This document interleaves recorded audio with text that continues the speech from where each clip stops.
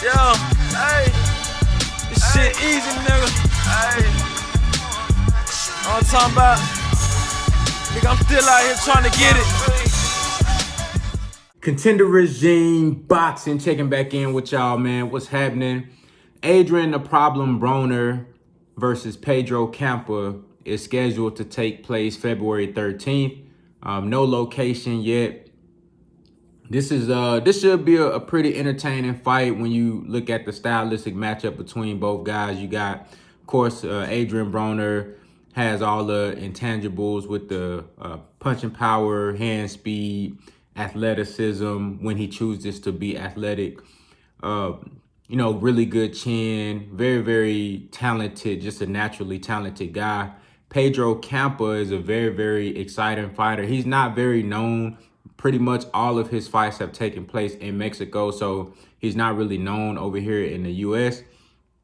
But, I've watched some tape on him, and he's a very, very active, aggressive. He's an exciting fighter. He throws a lot of punches, and he fights with a fan-pleasing type of style. He seems like he's always in brawls and always in back and forth combat type of fights. So I think this will make for a very exciting fight. I watched some of the training film on Campa as well, and he seems very, very focused. He seems like he's sharp, and I believe his record is 31-1 with 21 knockouts. So he got a really nice record, though, of course, he really haven't been in with any of the top guys.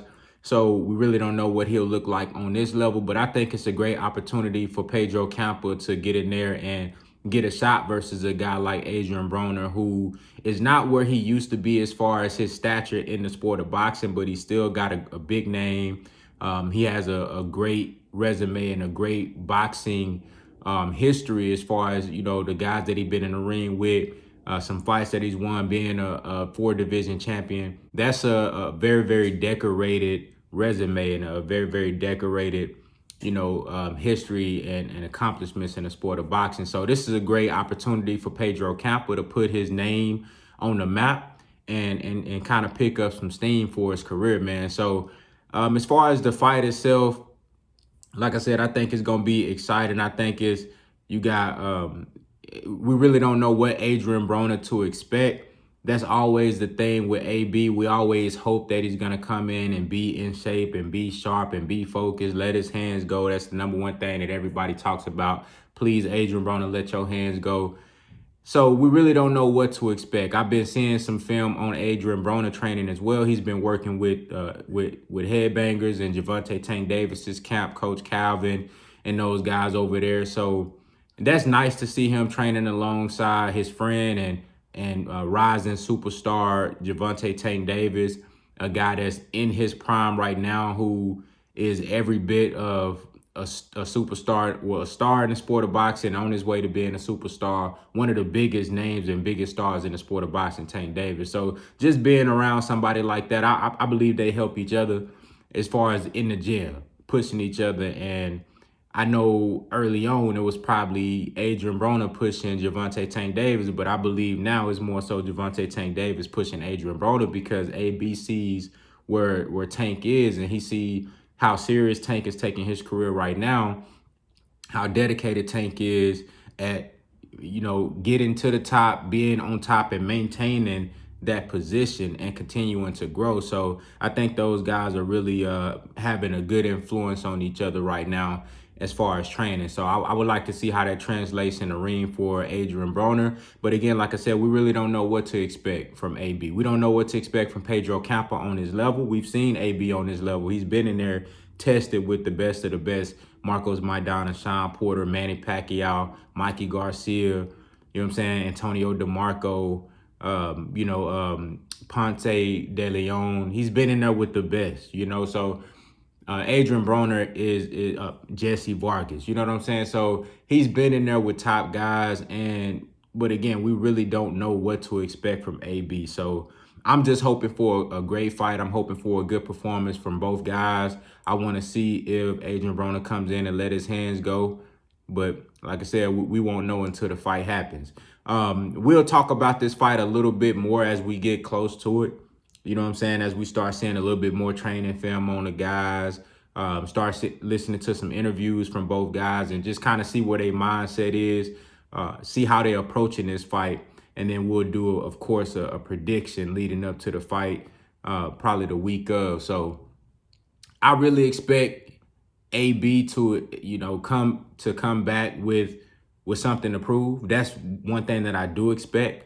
I expect him to have, to have a feeling of I need to prove something, because he hasn't gotten a big win in a long time. And I mean, if he wins this fight, it's not going to be like a huge win, but I know he feels like there's a lot of people that doubt him, and rightfully so, because it's been many times that we expected AB to let his hands go, fight like this your last fight, give it all you got, leave everything in the ring, and many times he's let us down. So, I feel like he's going to come in with something to prove, and I just hope for a great performance from both guys. So, y'all let me know what y'all think about this fight, man. What do y'all expect from ADRIEN BRONER in his return on February 13th? What do you expect from Pedro Campa? Also, I wanted to put this out there. They don't have a location for the fight, but I hope that the fight is in Cincinnati. I would love for this fight to be in Cincinnati.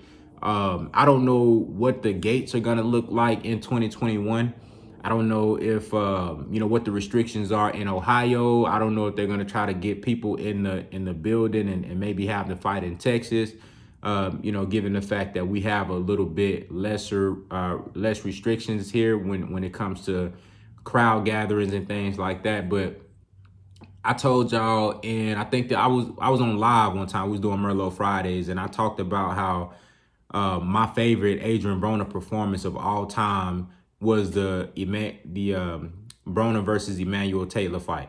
Even though he put probably his most tactical and most skillful performance was the Antonio DeMarco fight, his most dominant performance was probably that fight. But in my personal opinion, my favorite and his best performance overall, the best fight that I ever seen ADRIEN BRONER in was the Emmanuel Taylor fight. It was in Cincinnati. He had Birdman, Rich Homie Quan, and Young Thug bring him out to the ring walk. He was fighting in front of his home crowd, people that he grew up with, people that, that he went to school with, people from his neighborhood, and that ring was traditionally, it was smaller than your traditional ring. So, I mean, these guys literally, it wasn't nowhere to move around, and like these guys fought. And ADRIEN BRONER, I felt like he was tested. He was pushed to the brink in that fight. And that was one of the times that I seen AB really dig deep and pull out the ADRIEN BRONER that we know exists inside of him. If you go back to the 10th round of that fight, he pulled out something that, I know y'all can relate to this, any other ADRIEN BRONER fan. When you watch ADRIEN BRONER and versus Manny Pacquiao versus Mikey Garcia, and you screaming at the TV, you like, AB, let your hands go, throw the punches, do this, do that. In that fight against Emmanuel Taylor, he actually did that. Go back to the 10th round when Emmanuel Taylor was pushing, he was landing shots on him, just had AB going backwards. And about the last 30 seconds of that round, ADRIEN BRONER let off some of the most beautiful combinations I've ever seen in my life. One of them was like a fucking 6, 7, 8 punch combination. It was beautiful. I mean, uppercuts, left hooks, overhand rights. It was absolutely spectacular.